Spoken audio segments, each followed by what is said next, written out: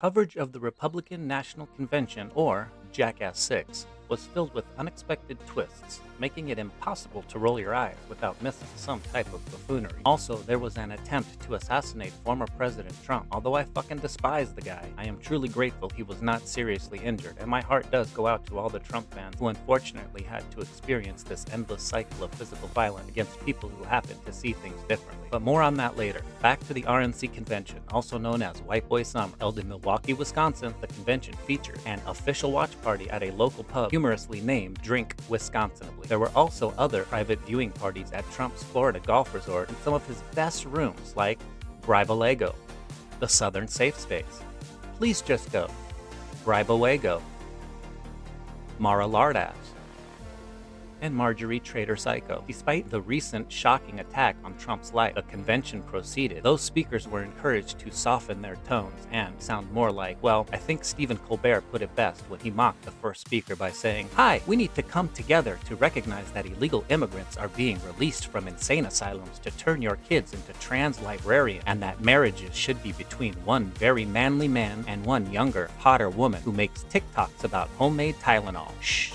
Go to sleep now, and don't Google Project 2025. Now, security measures seem peculiar considering what just happened at a Trump rally, with guns being permitted near the entrance of the convention. But for some odd reason, tennis balls were banned. Security would stop attendees with long guns and sidearms strapped to their side and ask if they were concealing any tennis balls before letting them enter. Fear not, Senator Ron Johnson assured everyone that Wisconsin's nice citizens pose no security threat, with the exception of himself, his MAGA party agenda, and Jeffrey Dahmer. The roll call of states for the nominee featured a moment of unity in the form of universal disdain for Senate leader Mitch McConnell, who got booed into a frozen daze. He thought they were chanting, "Turtle, turtle, turtle." Mike Johnson struggled with his teleprompter, calling on divine intervention to help him remember just how far up Trump's ass he could go without being gay. Other speakers included forgery trader Queef and some random white dude named John James shared their thoughtful, well-researched, data-driven perspectives on history, life, and other MAGA fairy tales. The convention's theme, Make America Wealthy Once Again, was pretty fucking stupid, considering America is wealthy, just not for 99% of us. You know, everyone who is not invited to the RNC convention. Other speakers included Glenn Youngkin, who recounts personal anecdotes from the pandemic and how he and his wife had to endure wearing a mask while yelling at their landscaper for using the inside bathroom, and Kristi Noem, who boasts about South Dakota's economic gains after ridding the state of its pesky puppy infestation. The night ended with a unique benediction by the Lutheran minister and a notable speech by the CEO of Goya Food, who also provided free beans and Bibles to everyone in attendance who was wearing a red MAGA diaper. Now I want to talk about the recent tragic events where a gunman shot and nearly killed former President Trump at a political rally in Pennsylvania. No matter what you think of Trump, it was a tragedy. Trump has a family and people who truly care about him, and for someone to try to take him away from those people is the ultimate tragedy. If you want to fight, it's ballots, not bullets. We have seen this before in American history with Lincoln,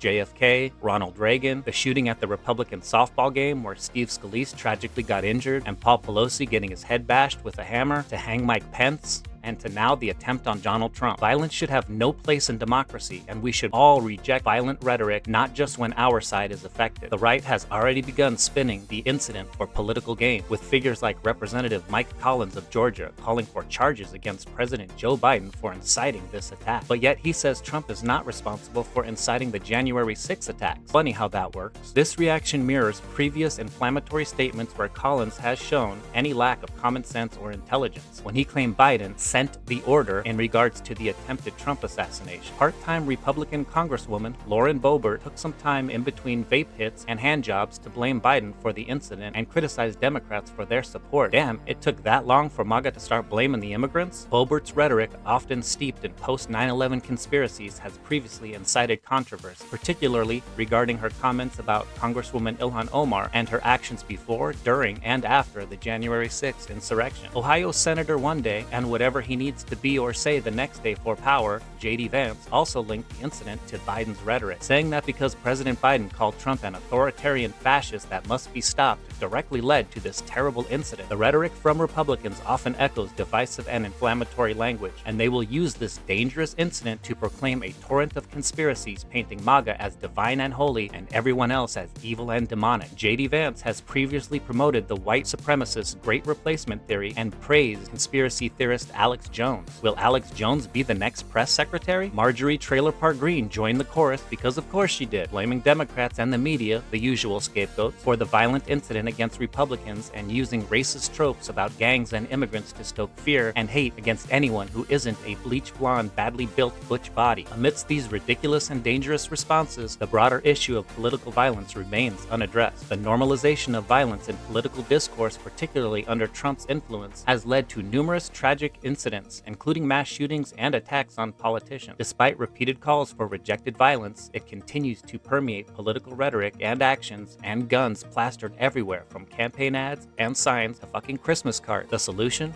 I'm not sure, but I think a good start lies in organizing, educating, and voting against violent extremists to restore some semblance of normalcy in our political and social landscape. Thanks again for watching. Please consider subscribing, or at least my girls Lucy and Bella.